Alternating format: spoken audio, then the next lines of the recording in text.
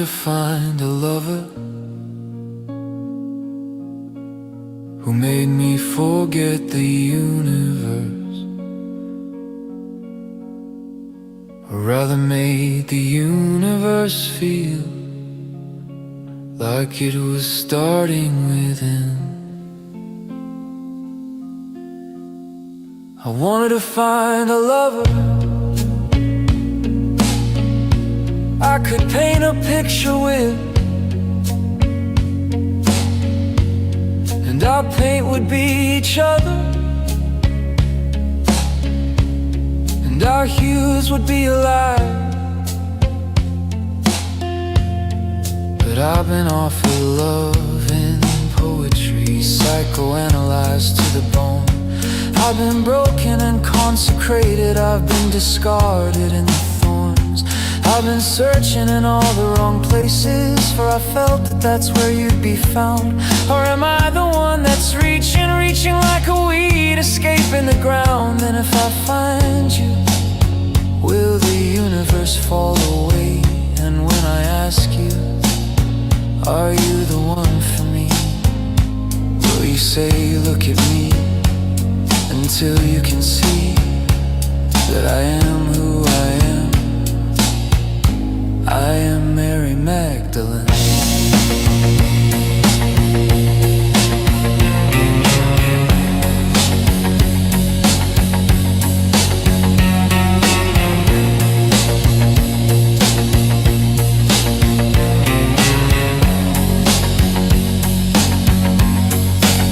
I wanna find a lover to illuminate my empty streets, and who would dance in the radiance like you discovered our escape. I wanna find that lover who is out there looking for me. Surely there has to be, surely there has to be. I wanna find a lover, that's why I'm falling into you. 'Cause you, it seems, are falling just as deeply into me. You, it seems, are falling just as deeply into me. Have you noticed? The universe is gone, I can feel it in our joints, struggling to begin. And when I ask you, are you the one for me? Look at me, you'll say, look at me until you can see that I am who I am. I am Mary Magdalene.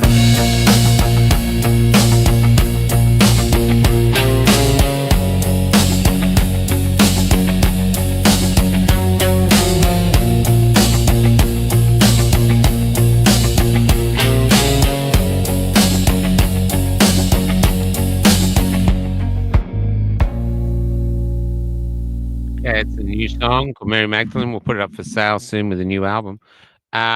First off, we're going to talk tonight about the Muff Film Festival. And one of the things the last 5 years is if you didn't comply, you lost lots of families and friends, lots of friends. But what we made was we made new friends. And one of the first new friends I made in that time is a man with an extraordinary contrarian mind, and that's Richard Wolstencroft.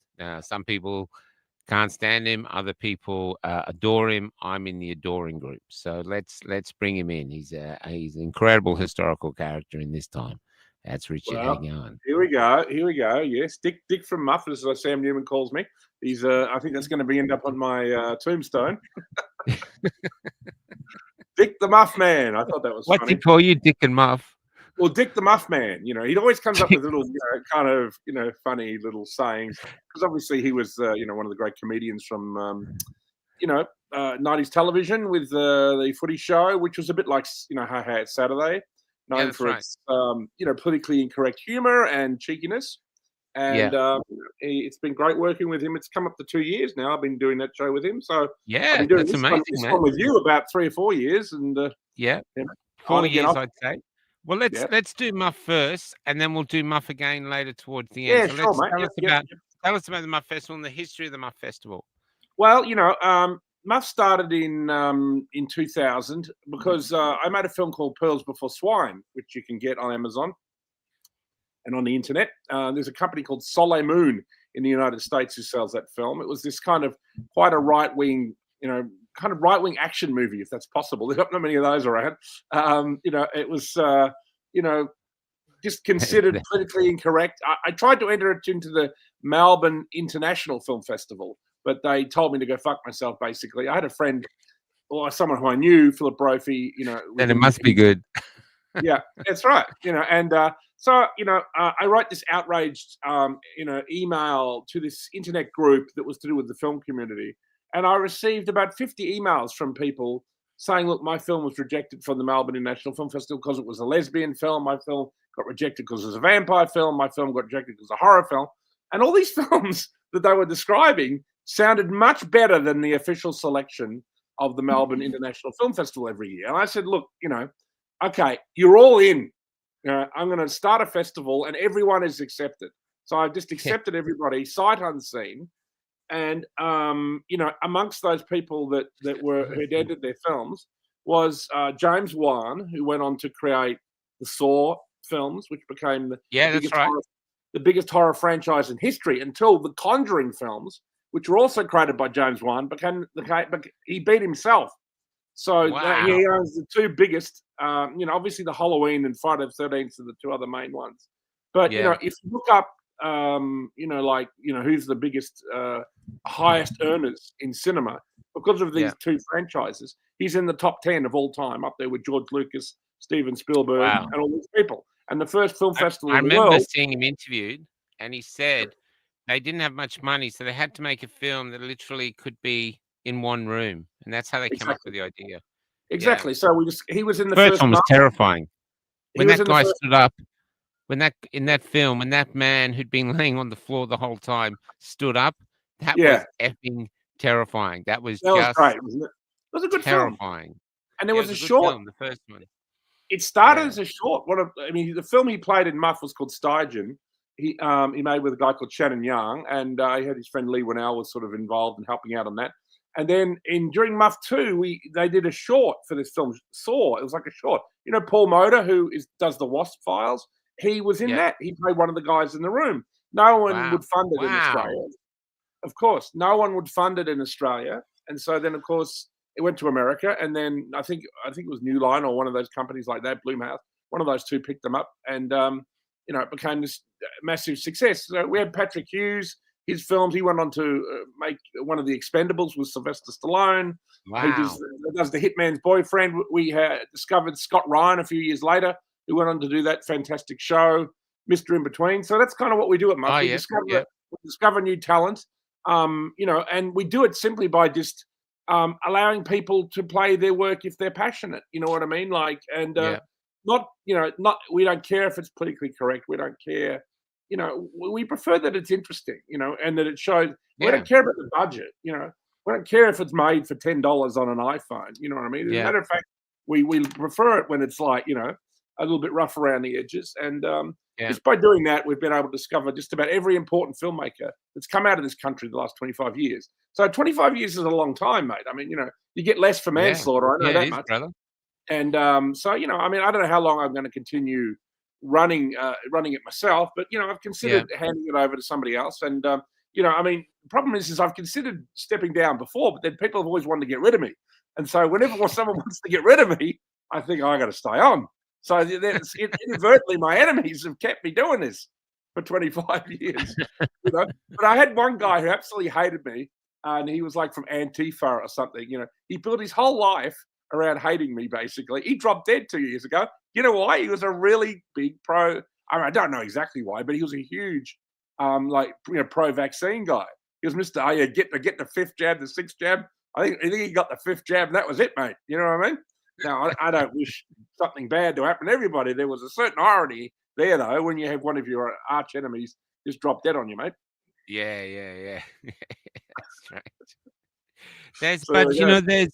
it's it's really important that these festivals exist I think so. because Australia is becoming almost puritanical. You know, It's a can't laugh at cultural itself. wasteland out there, isn't it, mate? You know, Yeah, and it is. It really you know, is. why Yeah. isn't there? I mean, I guess there's fringe. I mean, a fringe is something, you know, but I mean, would they allow you to have a play at fringe? You know what I mean? No, Maybe, I maybe I not. just created a scandal just by Existing. no. We Kelly and I were in a hotel the other day, Yeah. and the light was really interesting in the morning, and we took this. And Yeah, I and saw that. I said that's a fucking beautiful picture, man. That's a beautiful picture. And There should be a catalog. I think there should be a catalog, though. You know, so like it we should be put it like up. the Cafe Lockdown catalog. But I asked Kelly, you know, do you mind if we put it up? Because I put it up to say, I'm 60. Why can't we be sexy? Why can't we be growing? Oh, Why do we have to sit in this world where, oh, you're 60 now? There's a paddock over there. Go wait there, and the abattoir truck will turn up, you know. And I was in Bunnings the other day, just yesterday, and watching all these and I'm going to say it, woke employees who yes. look, because I read something the other day that 45% of men 18 to 25 have never asked a woman out. I Yeah. mean, for I fuck's mean, sake, why wouldn't you do that? You know, yeah, I saw it, this it video the other day of these women in New York who are wandering around, and they get dressed up, and they're attractive 20-year-olds, and yet no men yeah, approach them in this day and age because there's yeah, this whole that's weird right. thing about it's considered like if you go up and say hello to a girl, they're like, oh, you know, the woke ones might go, oh, what are you doing, trying to rape me or something? I mean, you know, Yeah, I know. well, this And is what it's woke actually a form of depopulation because they're not doing it. is. I don't know how they're going to get together. But I watched Well, yeah, this this one is the young whole guy. agenda of all this, you know, what you call Well, look, let's global be honest. homo, mate. Global I, homo. I saw this. I saw this one. I won't rant forever. I saw this one young guy, and he's a bit taller than me. Not a bad looking guy, but just there's no sexuality to him. He's just like, Yeah. I don't know. I don't understand. It's like that's been removed. He just happens to be the physical representation of man. Anyway, this girl comes up and she's the same. She's a female version. She's got all her head shaved down the back, but she's absolutely sexless. Nothing about her, nothing the way she moved, nothing. These two were sexless young people. When I was 21, my heart, my soul, my body was a transportation device for a constant erection. That's all it was. All I could think of was sex, and that's it. Wow. I was Sure. Yeah. nuts. I was just obsessed. Not Yeah. obsessed thing, but I just was horny 24/7. Well, you know, And you're preaching to the choir here, mate. I mean, I started the sex club, didn't I, yeah, I when I was know you 23? started. That's right.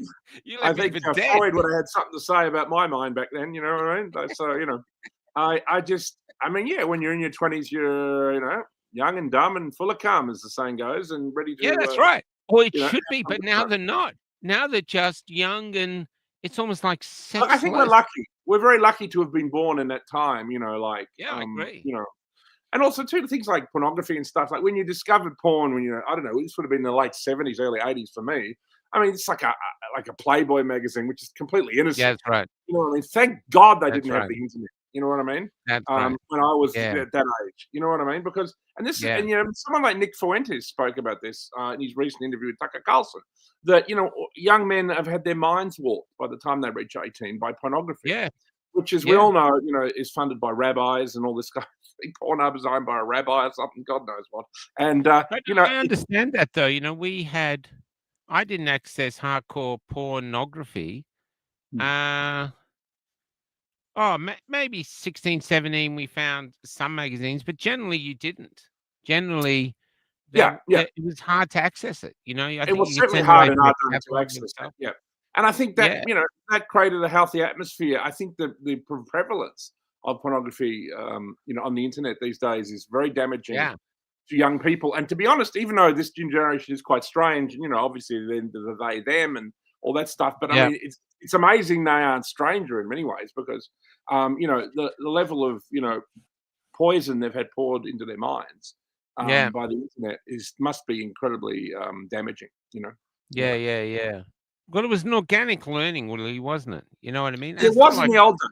And things like, yeah, I mean, that's why I dislike all this stuff about it being, things like homosexuality and stuff being taught in schools. Because I mean, it's not that I don't have problems with homosexuals at all, and I know many. But it's something that develops, as you develop. well, you know You yourself. develop, you develop sort of naturally or Yeah, unnaturally or if whatever. you're into like what was that And singer then who's when died when now? the time you reach 16 to 18, you maybe have worked out whether you're gay or you're straight or you're this or you're that. You don't need anyone telling you what to do and think. No. It's certainly not the state, the government, Big Brother or whatever. I mean, that's why all this aspect of what's called globo homo or whatever, I object to, because Yeah, I me think, too. it's just leave people alone. Let them, and when they Yeah. reach 18, they can decide. And once people decide they're adults, they can do what they like, end of story. You know, Yeah. And as and long as they they don't hurt discovered remember anybody. what was the singer, George what was his name? George Michael, Yeah. because he was a massive star, incredibly sexy man. I'm sorry, he's good Yeah. looking, talented, and he just, that song of his, one of the great songs he had. What's that? No, it was Well, I another mean, song. I've been accused of being homophobic for various reasons, but I mean, I love bands Faith. You know the like song Faith that he put Erasure, out? I like bands like Erasure, Soft Cell, like Yeah. Pet Shop Boys. I But even what like I'm the saying is Monster George T Michael group. actually said that he changed. Earlier on he was into women, then he changed into men when he was older. Yeah, That became his I've thing. known gay guys, or I guess you could call them more bi guys that do that. But anyway, this Yeah. is not some big sexual.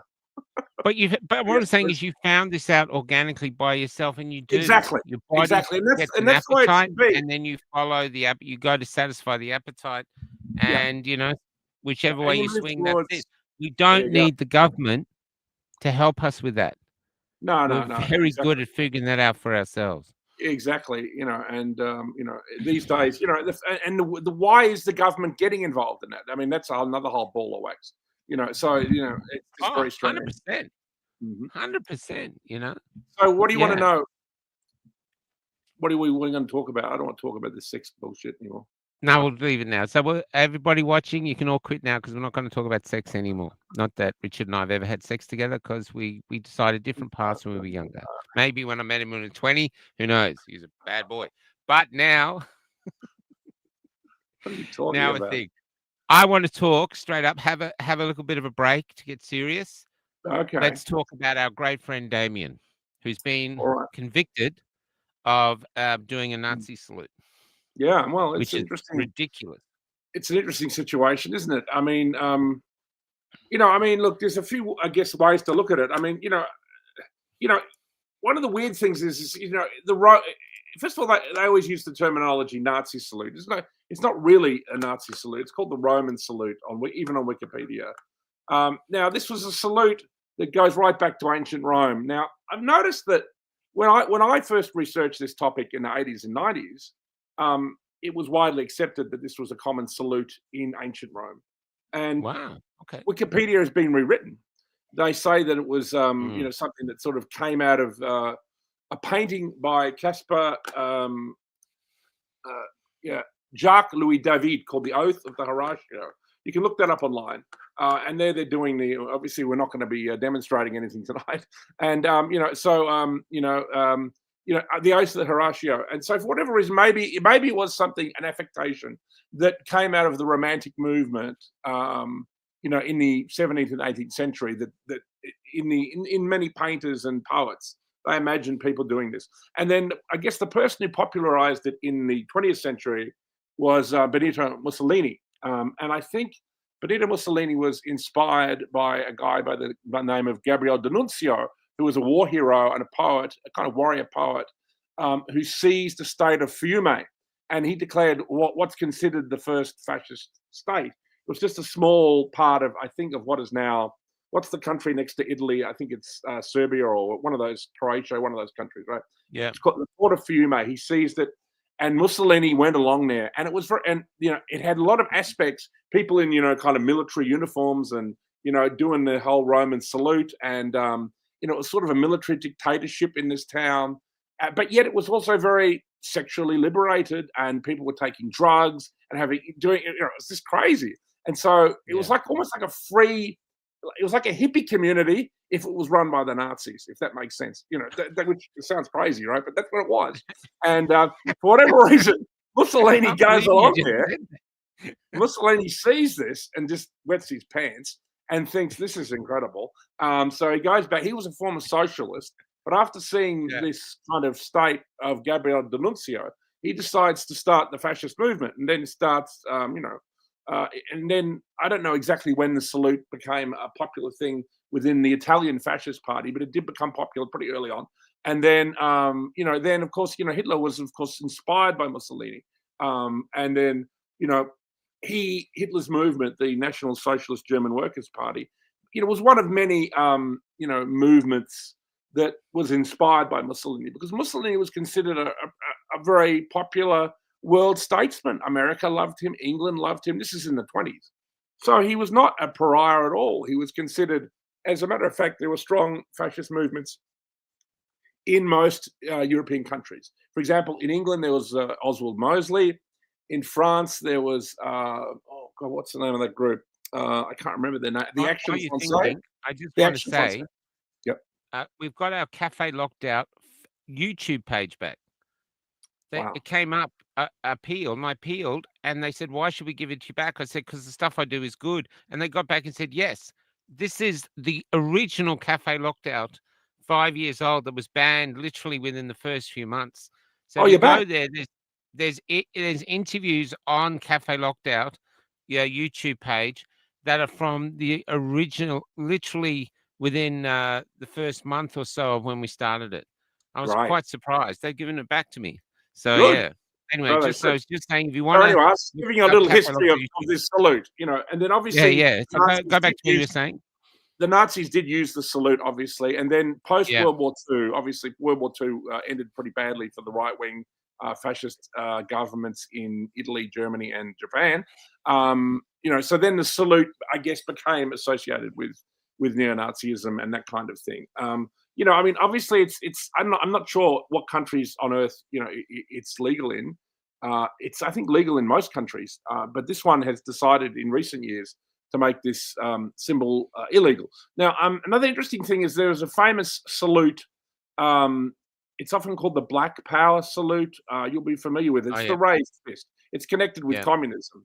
It's a Marxist salute. It's just raising your fist up in the air. G'day, with the arm extended, right? Now, that's almost like the left-wing version of the Roman salute, right?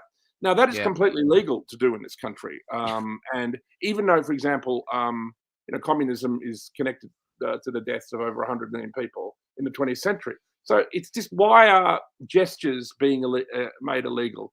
But, given the fact that it has been made illegal, what happened with Damo? What's your interpretation of what happened to Damo before I say anything?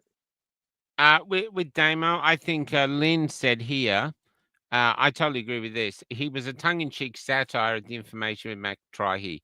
I think that's what he was doing. It was a satirical political comment that should be beyond the reach of the law to come after him.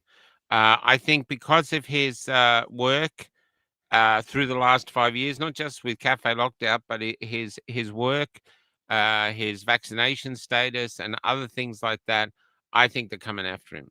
I think he was certainly a target. In place. Yeah, he was a target. He made himself to a certain extent a target. That they would like to take down, and it's clear that they are moving ahead with that. You know what I mean? Like, I think so. He was connected, as you well know. I mean, you were there with him on the steps of what's the name of that building? Oh my God, I can't believe it. The Shrine of Remembrance. The Shrine, exactly. He was there with you there, and I guess in my opinion, that's why doing something like that in this particular moment is possibly not the smartest thing to do, because it enables them, whatever the powers that be, whatever you want to call them, the opportunity to rake you over the coals. You know what I mean? And politically persecute you over something that's essentially kind of pretty nonsensical. That's even against Well, so the best comment I saw was when he was first arrested. This man said, "We fought against the Nazis, so Damien had the right to do the salute. We fought for the freedom that he's allowed to do it." And I think that's actually the most profound comment. And also, people who ban these kind of things don't realize that. What does that mean? That the Roman salute is now like a sign of, it's like a sign of like rebellion to do that. You know what I mean? Like they're making it. Whenever you forbid something, it sort of gains a certain level of, you know what I mean? Like people want to do it more. You know what I mean? When you make something right. forbidden. So and it does questions. Raise a lot of questions around that. But in this political climate, it's just. And also, too, there's obviously many people in mainstream media who are carrying on about the rise in anti-Semitism and all this kind of stuff. So, I mean, it's a worry that, this is all feeding into what's going on. Well, the interesting thing now is I don't know when I saw when he was being sentenced. I can't remember now. I thought it was December the 4th. So they're moving ahead pretty quickly with it. What was his what did he say in relation to? Did he say he was doing it deliberately, or I saw somewhere he said it was theatrical. It was theatrical. He was making a political. Was it a play though? He wasn't in a play. No, but it was a performance. It was a political sort of satirical theatrical statement. Yeah. I mean, I did see the video. He said something like, "Well, what will happen to me if I do this?"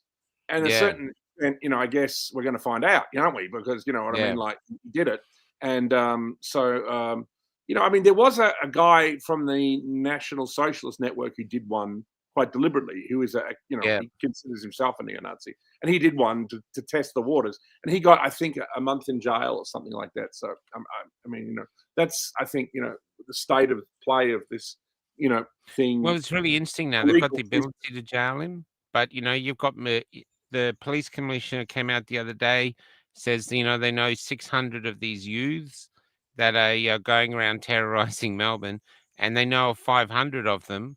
And I think Tom pointed it out when he was asked how many are on bail, and he said there's 500 that shouldn't be in society. So he couldn't say they were on bail, but obviously get in trouble with youths, I mean, that's very interesting. We should talk about that. These African gangs. I mean, there was, it's very interesting. Did you hear that there were 33? Was the number, which is of course the Masonic, 33 degrees. Which is another coincidence. People who study numerology often notice that. And then there's apparently 600 or 700 members of this gang. They're the ones who are terrorizing. And they're not all African. I know they get the most. True. They're not all African. But I think one who's being jailed now for murdering a doctor is a white guy who is the son of a quite high-ranking Victoria police officer. It's they're not all, but it seems to be like some kind of look. I mean, I've kind of heard. I mean, I've heard. I have people, from the nightclub days, who sort of, know a little bit about organized crime and how it'll work. I think what's happening is the larger mafia groups of the different ethnicities, whether they be Italian, Jewish, Lebanese, whatever. They're using these groups to, because when you're under 18, you don't go to jail. You generally get let out almost no matter what you do. For example, I heard that something I spoke about on the Sam Newman show is two of these Africans had murdered two, like a 15-year-old and a 14-year-old. I mean, and they were out on bail. I found that very surprising. For murder. Can you imagine for murder? I can't imagine anyone. They murdered them with a machete. Yeah, a machete is not like a gun where you do one shot. A machete is a horrible way to die. It actually just hacks in. So you've got to really hack away with it, isn't? Well, see, it is an African weapon. It is an African weapon in countries. I agree, but it's a horrendous way to die. No, because that's what they do over there in Africa. They hack each other to death up in these. When obviously not all of Africa is like this. I mean, I've been to Africa. I went to Uganda. Well, that's what happened in Rwanda. Southern Uganda, for example, was very peaceful, almost like Thailand. You could go to southern Uganda, have a nice holiday, go to a whatever. But northern Uganda, I also went there. That's where all this macheting went on, and it was unbelievable, mate. I met people who had to murder their parents with machetes, and the level of inhumanity to man. It was extraordinary, off the charts. And this is similar situations in countries like Sudan, Somalia, obviously the Sudanese. Rwanda. I mean, a million people were killed or more. Nigeria, most of them were killed with machetes. Congo. These are nightmare places. In certain areas. It's not like there are no nice places. There are nice places in these countries where it's probably safe to go as a tourist, but there are also very, very bad areas. What I learned about Africa is that when it's nice, it's super nice and it's safe, and but when it isn't, it can turn from one to the other like that. Suddenly it goes from that, because we were told, for example, when you're driving down the road, if you would accidentally hit somebody, because we as Westerners would pull over and help the person who accidentally hit on the side of the road. We were told, whatever you do, don't stop. We go, why? Because you'll be murdered. What do you mean? If you're a white person and you've accidentally hit an African, you will be murdered happily by the entire village, and they'll love it. And that'll be it. So we were told to keep going, tell the authorities, and then get out of the whole fucking area. That was what we were told when we were driving around northern Uganda. Of course, we never hit anybody because we were very careful after that. I'm sure You're doing like 5 Ks an hour. That's what we did. Very careful, mate. We had a few machetes in the back, but that didn't So we help. got that. Now I have to admit, I decided to have a few weeks off. Yeah, I what have happened there? not. I just haven't been doing social media at all. Just going up just a few things here and there, but I've literally not been following the world much. So what else out there is to talk about? Because I'm going to do a show with Paul tomorrow and Yeah, another well, guy about there what's has kind of been state a of the world. lot been going But on, it's mate. actually been healing. It's actually really good to. When you told me about that, I thought, well, this is a really good thing. Like, it is good to get away. Yeah, Because you don't realize. good. One of the things you realize when you look at your phone, because occasionally you'll hit the wrong button, it'll tell you how many hours a day you've been on the phone. And I mean, if it's only say 1 or 2 hours, I'm all right with that. But if I look at my phone, I've been on it 6, 7 hours. Like, I'm thinking, what the hell am I doing with my life on this fucking thing? I know And that is really interesting. So I've been creating. So I wrote that song, Mary Magdalene, another song called Taxi Lover, and which we'll finish with, and been working on getting the essay book out, which is selling, and there's a big push from the publisher this weekend to push it, and so yeah, but mainly just walking, looking around, just figuring out, okay, well, it's been 5 years of go, go, go, go, go. I social media literally every 5 minutes I'm at the phone. And now suddenly I've had 2 weeks of just stopping. yeah, look, And I mean, you get it when you're on holidays. Like sometimes, when I'm traveling overseas or whatever, it's particularly nice when you don't have phone reception. You know what I mean? So, and that, it's great to get away from our phones. Our lives are all dominated far too much by them. I mean, David Thrussell was recently on the WASP Files with Paul Motor, which was nice. I organised getting those two together. And, cool. Lots of going on in the political sphere. Obviously, Donald Trump is continuing his adventures, and all the people who hate him. They celebrated that election of that guy Mamdani or whatever. Yeah, the mayor of New York, Zoran, who is I'm not exactly sure of his ethnicity. He's sort of Arab. Someone said he came from Uganda, partly. I don't know, but he's considered whatever reason the far right considers him an Arab. Some guy, and there's all these memes like that he's like some related to Osama bin Laden or whatever, which I think it's a bit of a long bow. I don't think anyone related to Osama bin Laden is going to get voted into the mayor. I will say this about the Trump revolution is that one of the things that he promised to do was to make life more affordable for the average American. And I think to some extent, Trump is caught up in, with all this rubbish with Israel. I mean, you know what I mean? Endless rubbish there. And all these wars, he's concentrating on the foreign policy. I mean, and he's been having some success. He's been doing good things. I'm saying he hasn't. I mean, he's been doing some good things. But really, I think a lot of Americans who voted for him, and and also too our local government with Albo, we want life to be cheaper. We want least affordable again. You know what I mean? Because you go into a service station to get a bag of chips and a Coke and say I don't know, an ice cream. There's $20. If you want to pack of cigarettes, that's $50. So that's $70. I'll bring this up. So there was 2 things yesterday that really floored me. One was I went to buy a loaf of bread from a bakery and a meat pie. Yep. Kelly likes meat pies. I'm into them. I thought I'll buy a meat pie. So just a bog standard meat pie and 1 loaf of bread. One of their loaves. She comes up to me. She goes, $16.90. Unbelievable. Yeah, thinking, of course. Yeah. A No, look, loaf of bread and a meat pie is $16.90. of And course it then is. this happened, That and sounds cheap so I these got a days. call. So watch this. This is, I don't know if you can see this. This is 10th of August, 19th September when I was in Melbourne. Bolte Bridge to Tullamarine Freeway. So that's not a huge drive. That's really not a huge drive. $29. No, this Yeah, is look, Melbourne. everything is, $29 for yeah, that it's a short scam. trip. I mean, that freeway, for example, has been paid off a long time ago by these Yeah, ridiculous that's just tolls. It was robbery, paid man. off That's a long just time ago. daylight robbery. No, but see, the government is so badly run, the Victorian government locally, that obviously every chance they get, they try and screw the little man. And Mm, I think that's why one of the reasons I like what's called right wing populism is that it appealed to the little man. But when it ignores the little man, that's when the left will come back. And that's why someone like Zoran Mandami, he's promising things like free public transport, free rides on the subway or whatever. You know what I mean? People who can mm. actually make life more affordable. That's that will win votes, and it won't matter. It's like So Hillary Clinton said, the election is about three things: the economy, the economy, the economy. I And think it was that's James right. Carville. That was James Carville who was like, like an Oh, advisor to the. really? Yeah, it was. Yeah, but Yeah, yeah. he, yeah, it's basically a Clinton quote, and yeah, it's very important, and I think Donald Trump has to really focus on that. Like, obviously, he wants, I mean, some say he's going to run in 2028. That'd be nice, but I don't know if Can he he's do that? legally. I don't know. I mean, you can do anything really if you want to, mate. You know what I mean? So as Yeah. you got the military behind you, I'm a big fan of military coups, mate.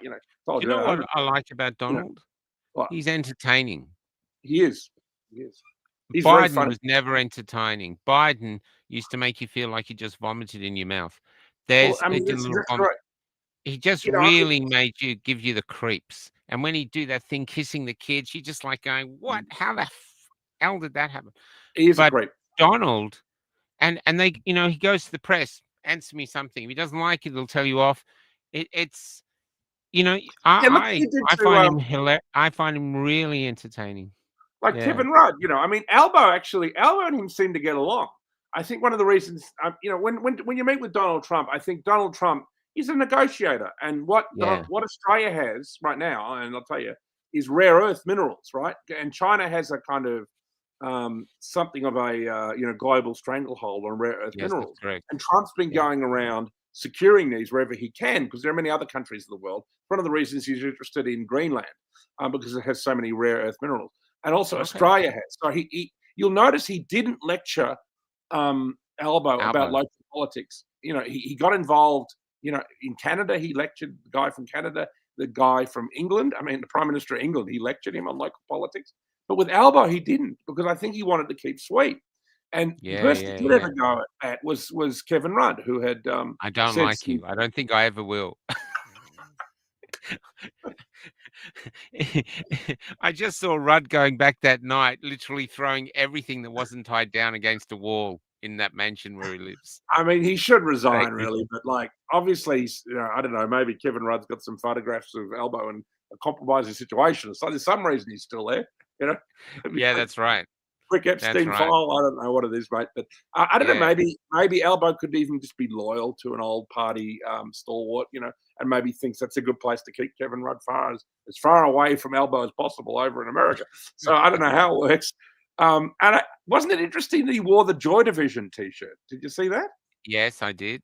I did see Because that. Joy Division is a right-wing band named after a Nazi Yeah. concentration camp, right? And of course, Yeah. the Jewish community all got up. I thought that was the coolest thing that Albo's ever done when he came down the Well, steps. actually, no. I saw something. I don't know if it's true, but the Australian government is one of the first governments that's going to say if you want to use artist work for AI, you need the permission from the artist.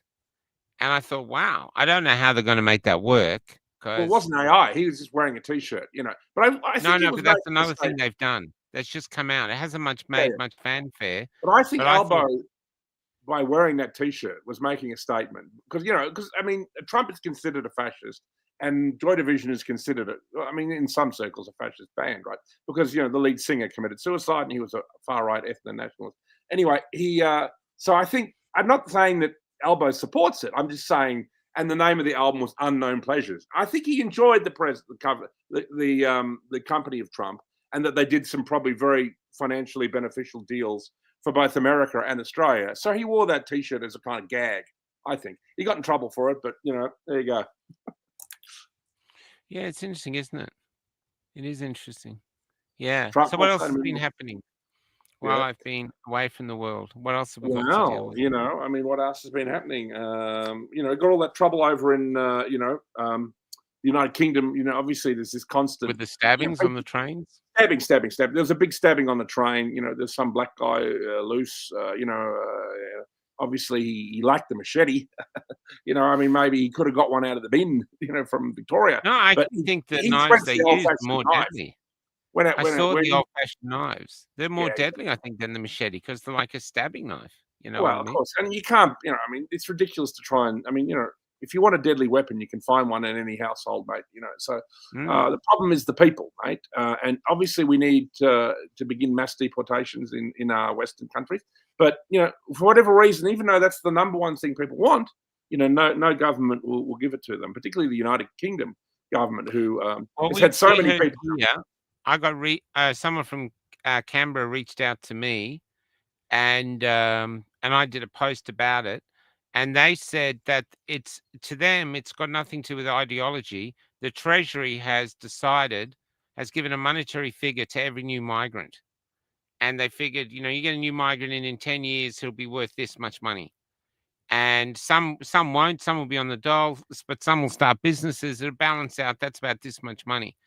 And so they're bringing in all these people thinking that that money is going to be made by these immigrants, and the government has already allocated that money. Mhm. So the Well, government it's is one of the mass spending money immigration. that they haven't earned through mass migration. But what she said is they want to double the population of Australia. That's the goal. Yeah.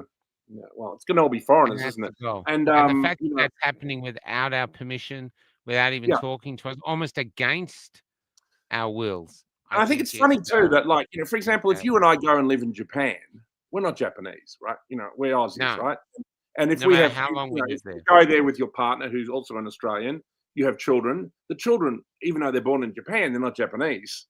You know what I No. mean? Yeah. They're still Aussie, right? So this is what we got here, ladies and gentlemen. Singapore's another one. I had a friend who was Singapore. His grandfather was Chinese. So the grandfather or great-grandfather, it's like 4 generations that lived in Singapore. He was still seen as a Chinese immigrant. Well, There was sure. jobs Of he course couldn't he go was. for, anything. The is one. Singaporeans are very strict about They are. keeping Singaporeans in charge of everything. Yeah, They they are. patriotic to that level. That's We run by a just give it fascist. away. It's run by a fascist government. I love Singapore. It's one of my favorite countries on earth, and it's one of the few countries on earth where what is called multiculturalism actually works, right? And I'll tell you, it works because it's run by a fascist government. It's called the PAP. The symbol is essentially the same symbol. It's a lightning bolt. It's the same symbol as the British Union of Fascists, the Oswald Mosley's symbol from England. So they're right wingers, and I went to one of their rallies. One time I was there, with my friend or whatever, and we were walking down the street, and this couple come up and said, "Look, we can't go to the rally. Would you like to go?" And we didn't know what it was, but it was basically like a Singapore Nazi rally where they celebrate the nation or whatever, and we just couldn't believe we were there, And they have the military, and it was a huge military parade, and everyone was waving the Singapore flag, and I was very pleased to be somehow stumble across this gigantic right-wing thing in the middle of Singapore. But it's very well run. It's also one of the highest home owning rate. Just about everybody in Singapore owns their own home. There's no homeless people. Like, if you fall into a certain level of destitution, you're taken to a work camp where you're then you have to get your act together. Basically, you work, and once you're working properly, then you're reintegrated into society. They're very strict about things like graffiti. If you do graffiti, you get about 50 lashes or something like that. That straightens you right out. And it's not something like you get at the Hellfire Club, mate. This is like some kind of martial arts expert, laying on something the size of the thickness of your thumb. That'll takes the skin right off your back, mate. So that's no fun in that at all. So, do you think, could you conceive that it is possible under a fascist government to be freer than you are in a democracy which Of is course, controlled by the woke left, where of course. no one can speak. No, where in fascist governments say that's the rule. You don't graffiti, You we'll look at, lash you. Do this, we'll do this. But of anything course. else, you're free. You look at a country like, say, Indonesia and Thailand. I mean, many Aussies have been on holidays in these countries, Yeah, and these are countries that are run essentially by fascist military dictatorships. I mean, sure, yeah, there's democracy. I mean, whatever, as long as the military's always in charge, right? You know what I mean? So they put yeah, up the candidate one, So it's really not. It's a similar situation in our countries, really. But yeah, I mean, yeah, you go to a country like Thailand, and also too, we're talking about the cost of living. I mean, I went to a holiday in Bali in June this year, and you walk into a 7-Eleven and you buy a pack of chips, a pack of cigarettes, a drink, a this or that, and you can get all this for under $10, mate. It'd cost yeah, you 100 in Australia. So in other words, yeah, it's not the cost of the items. The items can be produced cheaply, and we could be paying those prices. And it's yeah. absolutely criminal.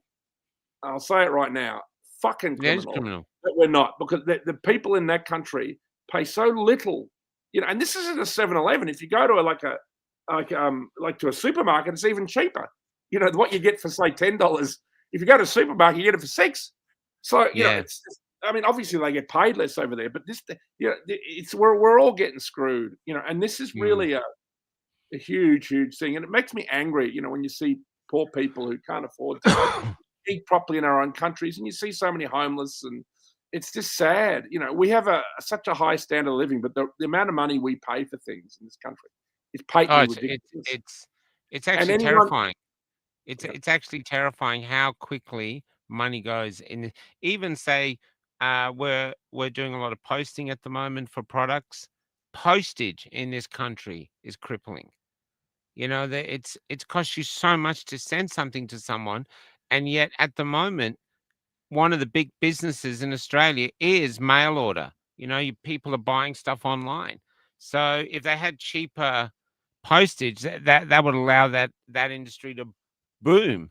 You know, but instead they're making sure they get their cut. You know, it's yep, so expensive. Yeah, yep. it's incredible. You know? Yeah. So, there are good reasons to, be sometimes strict on some issues, but I think it's good to show compassion on some issues as well. So it's always a mix. And I think this dialectic that we're seeing between left and right, I mean, I really think that whatever side of politics best plays to people's basic needs, which are security and safety, cost of Mm. living, common Oh, sense, that's the thing. our Yeah. morals. You know what I mean? Not pushing things that are too radical on either end of the spectrum. So in other words, we don't Yeah. want the handmaid's tale, but we don't want the whatever Epstein Island either. So you know what I mean? Like, so not one Yeah. or the Yeah. other. Yeah. So Yeah. it's whoever can push that agenda the best. I think will be Yeah. successful politically.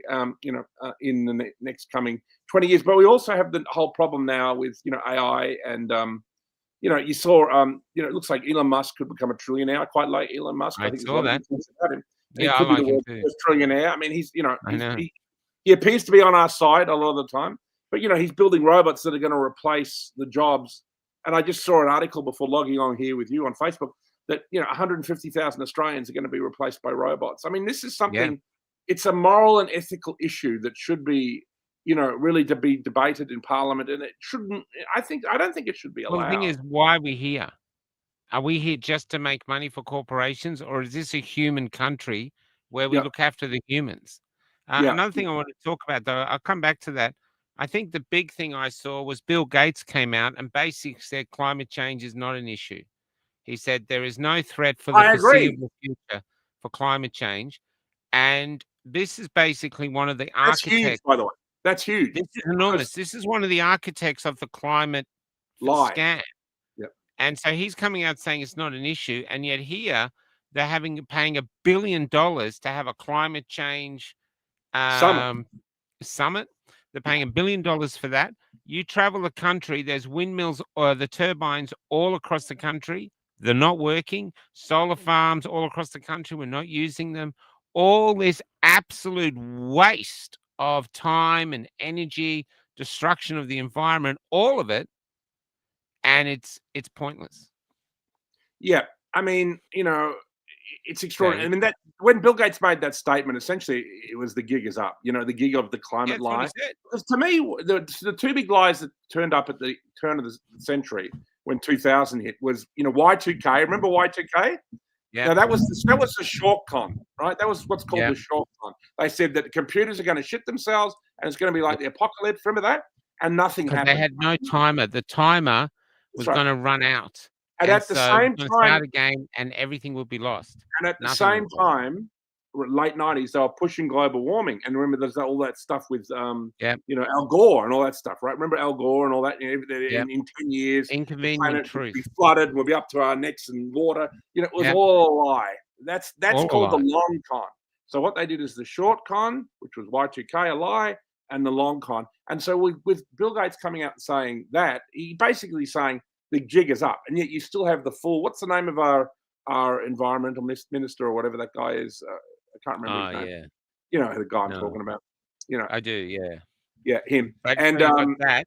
The other thing that came out was Bill Gates is pushing Bovaer, the vaccine to make the cows stop farting.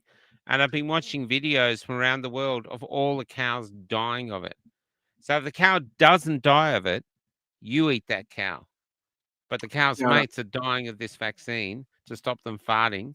It stops them farting by stopping them living. So it's very effective. the Bill And Gates thing is all for strange, climate because change, obviously which Bill doesn't Gates exist. Bill Gates is not a good guy, as we well know. No. So, and I actually think, I'm pretty damn sure he's in the Epstein files. I would say Trump is using them. I imagine he said to Epstein, to Bill Gates, he said to him, listen, you come out and tell the truth about climate change right now, or else I'm going to just dump everything from the Epstein files on you into the mainstream media. Now, is Trump in the Epstein files? Probably. But I think that Epstein tried to blackmail him. Whether he was successful or not, we'll never know, because because I reckon if there was anything, they would have dumped it under Biden, I right? think Trump would be too clever to be caught in a compromising position like Yeah, that. yeah, yeah. I think And he's it's the same too with savvy. Yeah, Prince Andrew too. I mean, obviously, Prince Andrew was a complete fool to have anything to do with Epstein. But the whole point is, it was a honeypot. It was designed to entrap people. He was using Victoria's Secret models who are 20. You know what I mean? To lure people in, and then he would slip in the 15-year-old or 16-year-old. So the whole thing was designed. And then once that's been done, Prince Andrew's got has to, because he's obviously you can see what this one scandal has done to him. But it's very interesting that he is the only client known to humanity. He's the only one who's publicly pay a price. That's the brother of the King of England. I mean, that's very significant, because he represents the monarchy. The British monarchy represents the old world order, right? And we're heading into the new world order. And Epstein represents the new world order, right? So it's an interesting way that they laid the whole Epstein thing at the door, as a kind of fuck you, I imagine, because I don't know how this global power machinations work behind the scenes.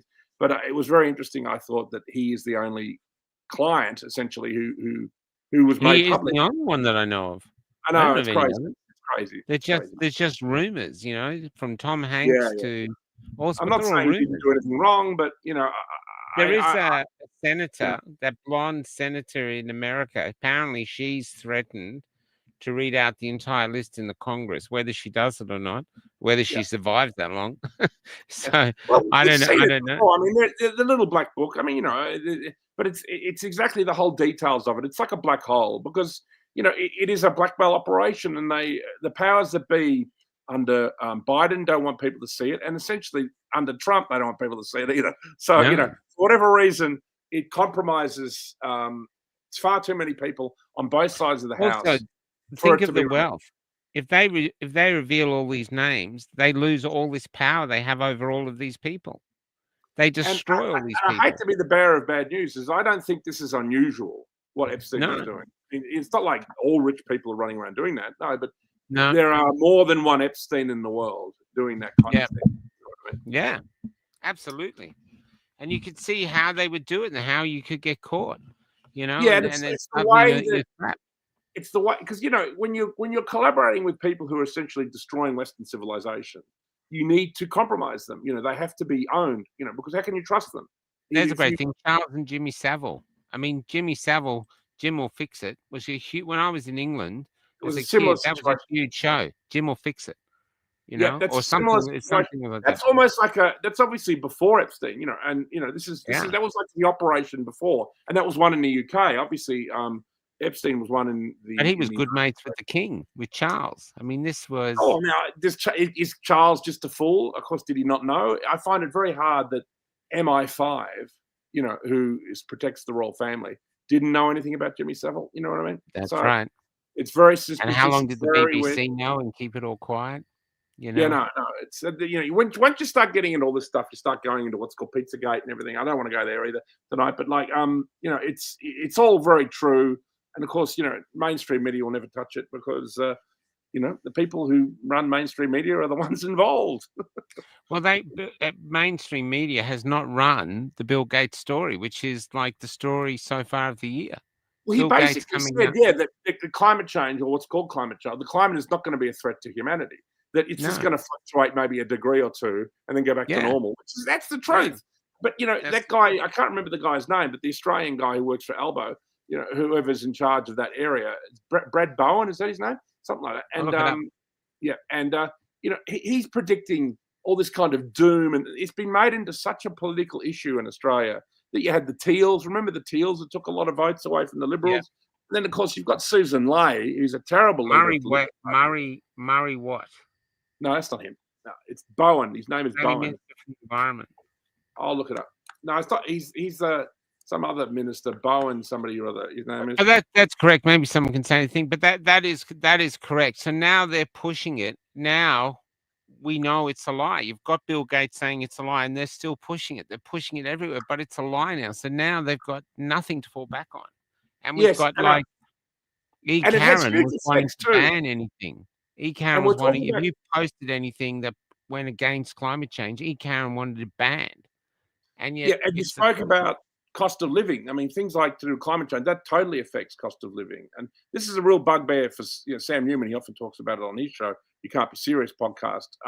It's just ridiculous. And also, he's been traveling around Australia in this caravan with Sue Stanley. And everywhere he goes, he says, what's it called? The environment is despoiled by these hideous wind turbines. You know what I mean?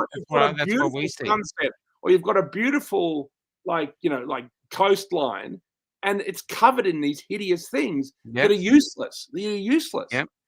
So only the globalists would invent something that is supposed to be green that isn't. That in a sense, they despoil the environment. They smash up birds, and they also, if they're near the sea or they're in the sea, they make whales want to commit suicide or whatever. So it's evil. It's evil. The green agenda itself is evil. Obviously not saving the planet. The real aspect of saving the planet, of cleaning up your rivers and actually building more forests or whatever, that's fine. But the actual agenda that they promote is actually not green at all, even though they say it is. Yeah, it's extraordinary. Incredible. Yeah, it really is extraordinary. So we don't have to be this broke. We don't have to be stuck with all this. We can actually have, because I got approached by someone who's just in China, businessman. He said China is paying 7 to 12 cents for a kilowatt for power in the private sector. In the industrial sector, it's 14 to 20 cents. He said in Australia, it's 30 to 40 cents. And China is using our coal. So we're shipping our coal to China, and they're offering their people power that's like less than of what we're paying. We could have half the price of China because we have all. We could have 2 or 3 cents. We could have 2 or 3 cents a kilowatt. And I don't know if you've noticed that your phone bill or tons of investment. Tons of investment would come into the country because it'd be cheap power. Australia could be absolutely booming, and we're not, because of all these ideological bullshit and whatever else is going on. I mean, we could be having, like our electricity bills. And this is another lie. They said, if it's going to be green energy, it's going to be cheaper. What rubbish. We all know they're mega expensive. I mean, there's a great video from Tucker Carlson where he says that you have the world's greatest energy resources in this country, which we do. But then what we do is we ship that over to China, who make super expensive renewables, who then ship them back to us. And then we chuck them up and they last about 5 years and they don't even work. I mean, only someone who designed that scheme, he said, hates you. And that's true. That's completely true. I remember that. Yeah, I remember him saying that. We should just take our cheap energy and use it. Yeah. And we do not worry about our carbon footprint. Because even if climate change was real, which of course it isn't, but even if it was, nothing we could do could stop it. Because our contribution to global, whatever the fuck it is nothing anyway. We're about as important as a flea farting on a Great Dane. We're a fart in the wind, mate. We are a fart in the wind on a global scale, and so we should do. We could build another 10 coal-powered fire stations, and have the thing as a culture. We're so desperate to be seen as good global citizens. Look at us. We're putting up turbines everywhere. Everything you want us to do, we're doing. That's it. That's it. That's the key. You've nailed the key right there.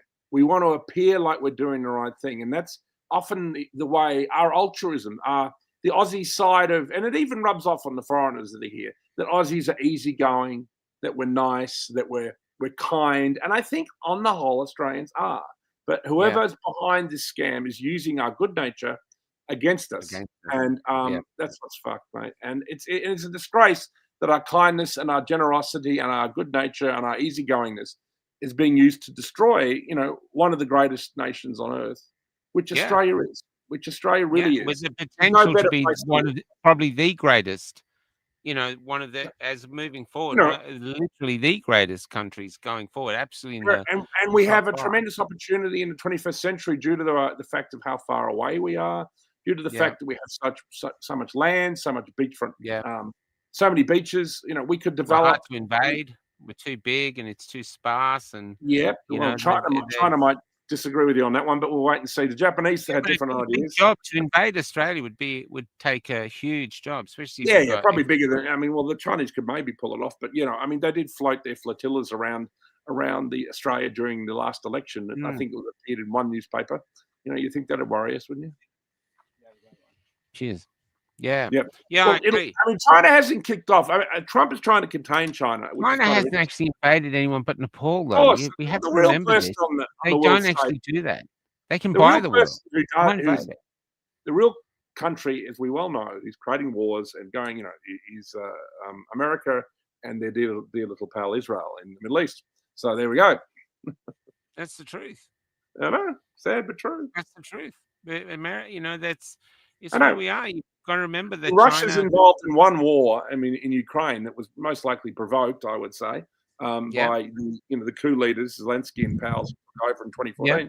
And it's a terrible loss of life, not only to Russians, because there's rumors that people who are disabled people are now being sent from Russia. Obviously, but this is the purpose of the war. It's meant to deplete Russia's army because they want war with Russia, which is an insanity. Again, because of their nuclear arsenal. And it's basically a genocide. What we're seeing is a genocide of Ukrainians because they also run out of young Ukrainians.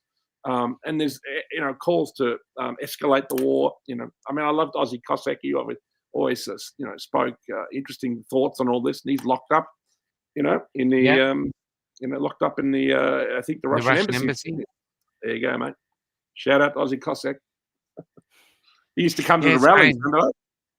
Yeah, I introduced him when he came to the rally in Perth. There you go. So fascinating times. Where are you at the moment, anyway, Michael?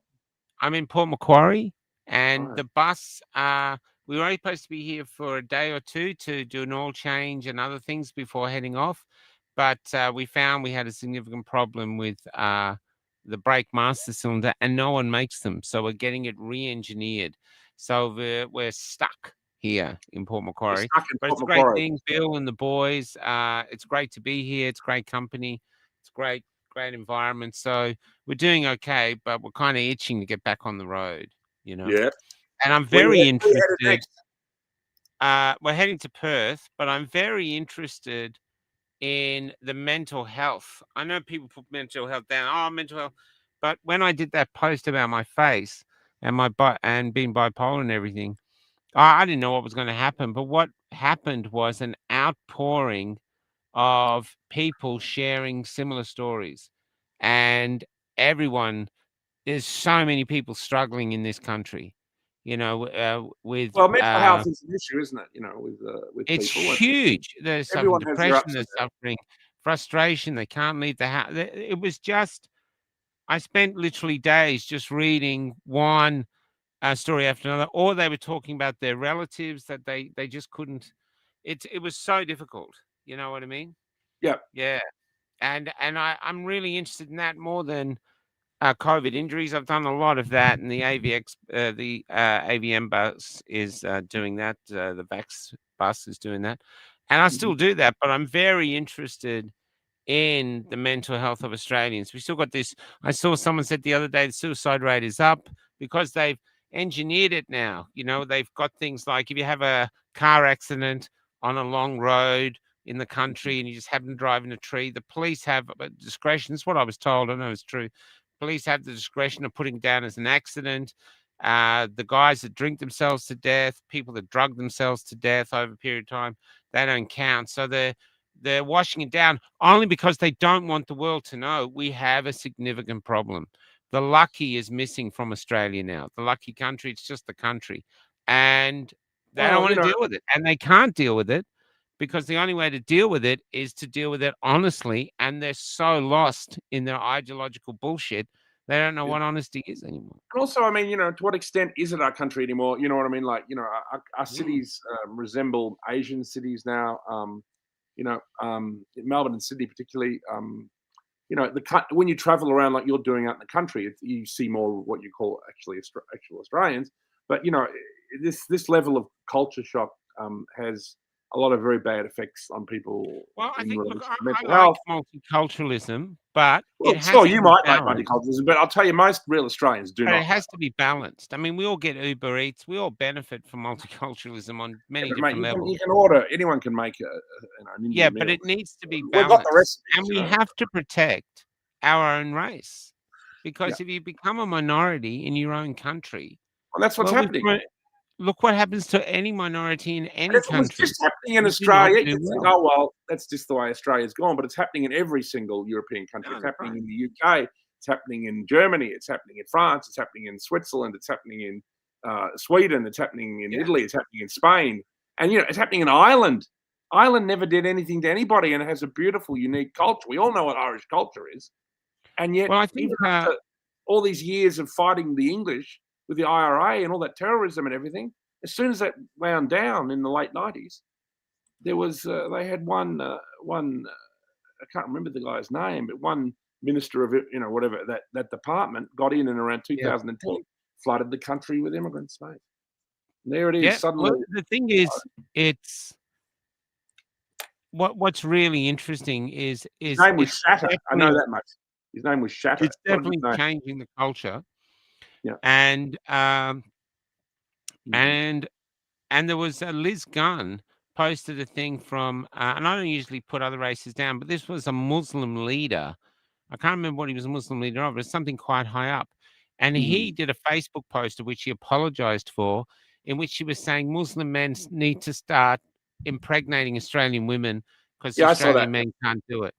Now that is if that was a white guy doing it against, we've got to start impregnating Muslim women because the Muslim Yeah, guys aren't up yeah, to it.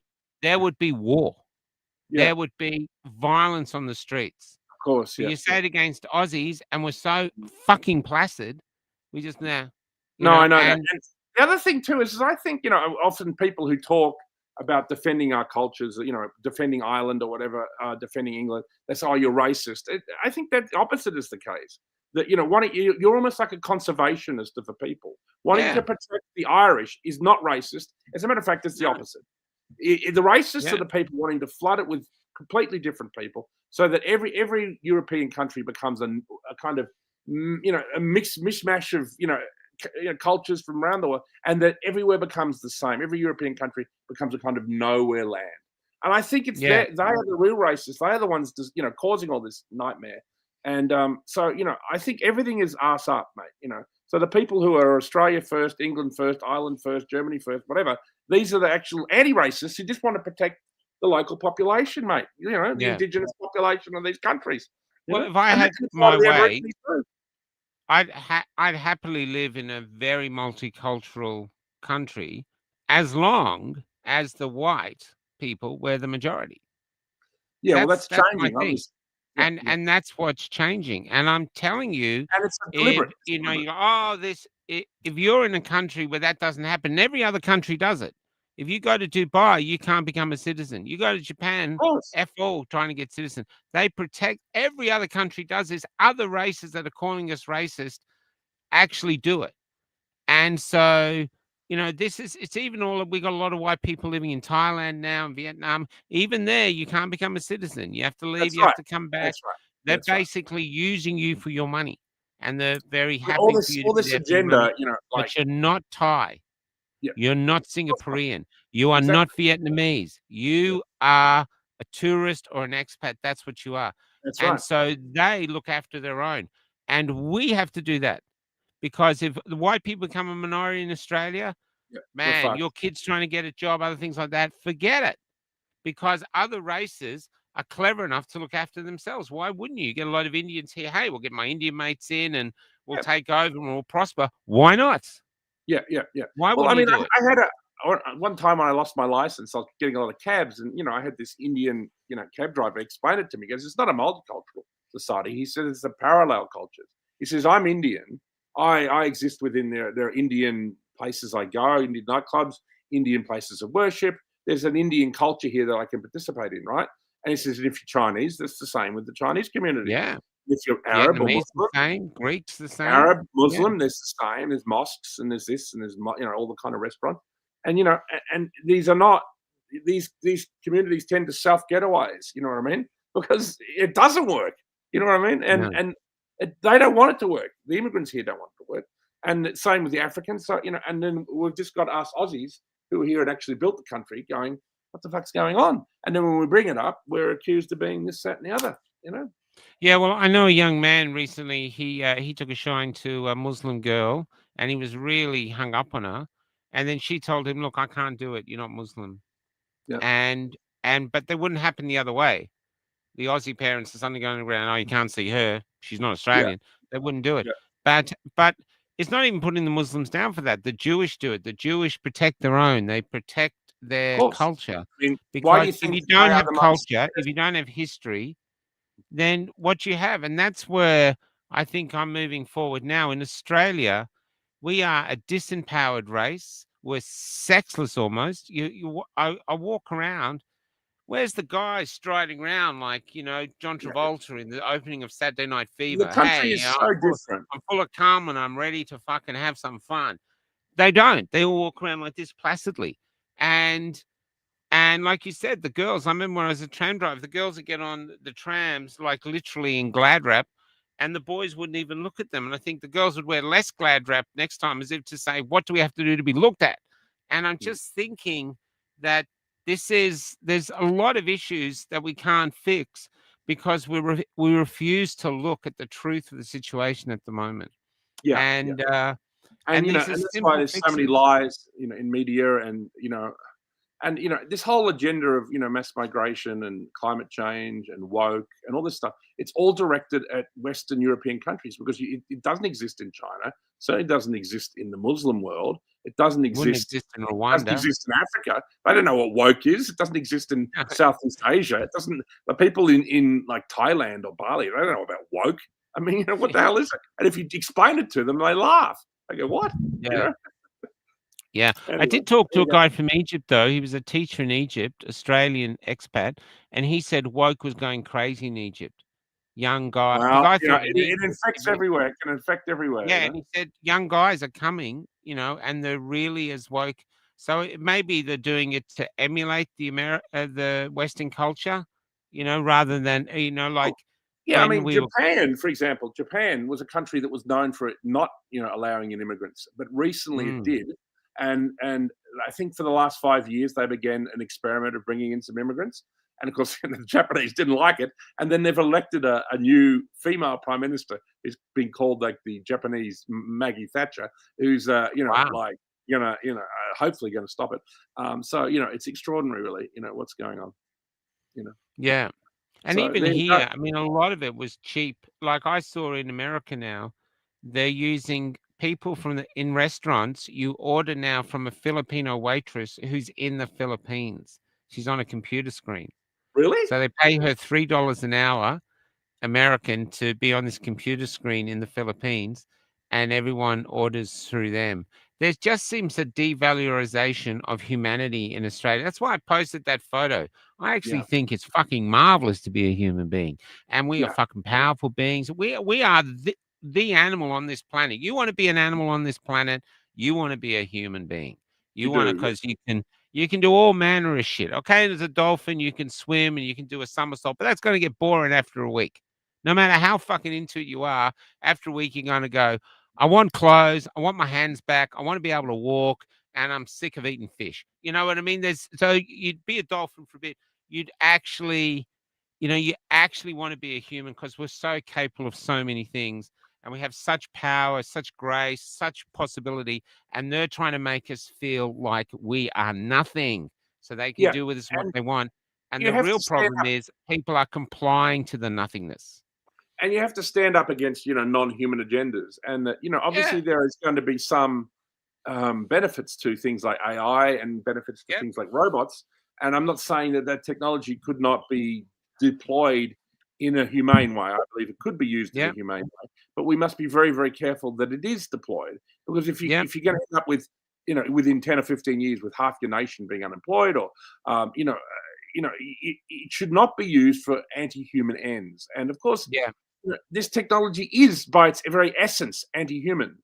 And in Yep. that And they're sense, you're stopping dealing with us something that's doing openly, shit. almost, to go that far to make a religious connotation, it's almost openly satanic in a way, this kind of Yes. technology.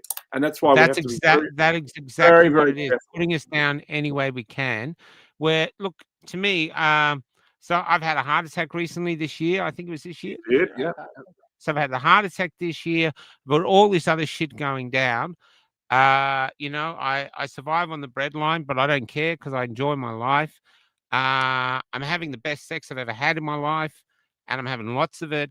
I'm fully alive. I am a symbol of fucking freedom, mate. I go where I want, when I want. I say what I want, when I want, and I don't give a fuck what anybody thinks about me. I am a symbol of fucking freedom, and I am milking every day of my life as much as I can. And I'm Well, good caring on you, mate. less and less. And the reason I'm doing that now is because you people who are listening, no offense, you guys as well, and so many others, you are so trapped. You want to escape the matrix. The matrix isn't you in a fucking soup bowl with wires coming out. The matrix is you imprisoned by the fear of what other people will think of you. So you're too frightened to speak. You're too frightened to wear what you want to wear. You're too frightened to fucking walk down with a bit of a swag. You're too frightened because of the fear. And that's how we escape the matrix. We Mhm. start fucking remembering how great it is to be a human and living, fucking enjoying it. If you're not And we fucking get happy in your involved. life, then fucking change something and find some happiness, because you got one chance, one go in this life. So if you're staying around like a non-player character, you are a fucking idiot. Yep. You're going to get to the other side, and the gods and the angels are going to go, you serious?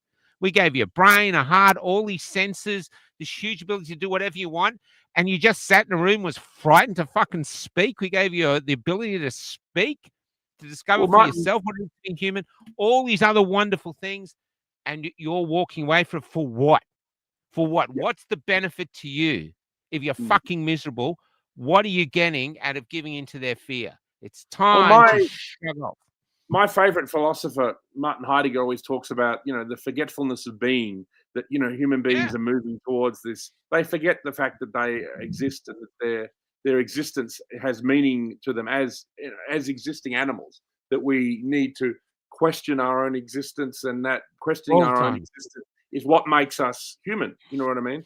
And as we move All the time. closer into this, what's called digital singularity, we fall into an abyss of non-human, activity, and that's where our own being can be extinguished.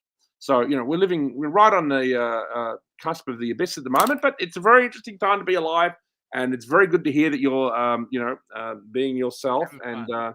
doing what you want to do, mate. So that's very good, mate. I just want to say this though, because I actually include you in this quote. It's I actually include you in this quote. Yeah. Now, I read On the Road by Jack Kerouac. Yeah. It took me a long time. And my take of it is this was a homosexual, a closeted homosexual love story. He was madly in love with Dean Moriarty. You read about the book, you read about his descriptions of Dean. When he's with a woman, he goes, and then I was with this woman. You never hear anything about her, what she looked like. But Dean, he talks about at length. So actually, I think that's what it is. Well, they were But good friends. You know, they were traveling not that together. I give a shit. Not that I give a shit. But It's I do based think on, that's what's the what name it of the is. guy? Neil Cassidy, wasn't it? It was based on Jack Yeah. Kerouac and Neil Cassidy's friendship. Yeah, that's right. Yeah. But he did say this wildly popular quote. The only people for me are the mad ones, the ones who are mad to live, mad to talk, mad to be saved. And you're that. You're Thank that. you. You're mad to talk. And I love it. And that's what I like hanging around. Wow. David's the same. Kelly's the same. There's a lot of other people I know in the movement are the same. This is my mob. We're here and we want to That's right. live. And we just And want to we're say what gonna we live. want to say. You know, we're not always correct on everything we say or think or whatever. How but like, can you grow if you don't this- fuck up with what you're saying and learn? exactly. And this was, you know, this is what's important. That's why we always did the No Goat Show, and it's why I've always spoken out. You know, and everything I've did, whether it be my nightclubs or my film festival activities, and you can whack up my poster once again. So Here we Muff go. is coming. Man, The catalogue will be Muff, online next week. 25th. Come 25th along. Melbourne Underground Film Festival, Friday, November 28th to December the 4th. Go see 25 years some. of Muff. Go see some films that in the future might end up being the Next big thing. birthplace of masterpieces. There you go. Thank you, Michael. That's it. Honestly, it, it Matt. does 25 years now, so it's going from there, or 24 years, whatever. Yeah. So that's it, guys. I was going to go out with this thing called Taxi Lover, but I think I'll go out with the opening song. So this is a thing. I'm using AI, puts music to it, but I work really hard on the lyrics. So it takes a few hours to get it together because you can keep going with it. But I really love this song. This is Mary Magdalene. And I urge you, if you're despondent, if you're sad, think. If I'm on the Facebook media all the time, Facebook, is it making you happy or is it just making you more frustrated? You're here to live. Get off It's one social of your media options. unless you're watching Cafe Lockdown, of course. That's Then right. okay. Then that's okay. Right. That's right. Very good, mate. That's right. While we still exist, we're here. This little light. Everyone keeps going to me. I'm sorry, I don't watch you anymore. Anyway, well, that's probably because you don't hear. Love you, mate. And Okay, Rich, have have a fun. great thing. This is called Mary Computer AI Magdalene. with Michael Gray Griffiths. That's right. It's written for Kelly. Take care.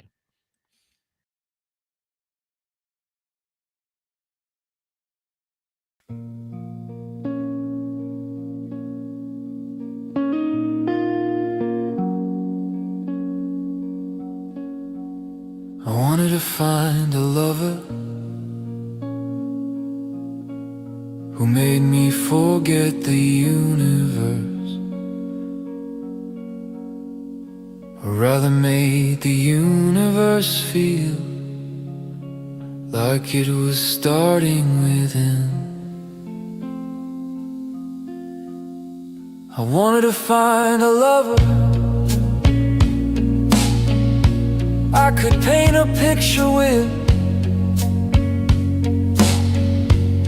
and our paint would be each other, and our hues would be alive. But I've been offered love in poetry, psychoanalyzed to the bone. I've been broken and consecrated, I've been discarded in the thorns. I've been searching in all the wrong places, for I felt that that's where you'd be found. Or am I the one that's reaching like a weed, escaping the ground? And if I find you, will the universe fall away? And when I ask you, are you the one for me, will you say, look at me, until you can see that I am who I am. I am Mary Magdalene.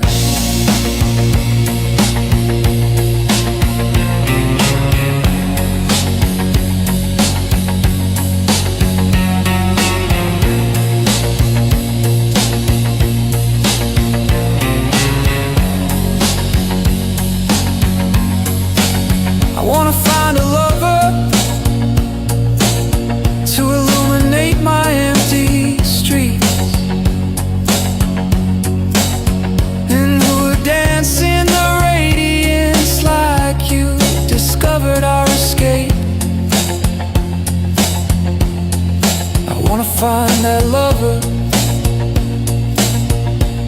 is out there looking for me. For surely there has to be, surely there has to be. I wanna find a lover, that's why I'm falling into you. As you it seems are falling just as deeply into me. As you it seems are falling just as deeply into me. Have you noticed? The universe is gone, I can feel it in our joints, struggling to begin. And when I ask you, are you the one for me? Look at me, you'll say. Look at me until you can see that I am who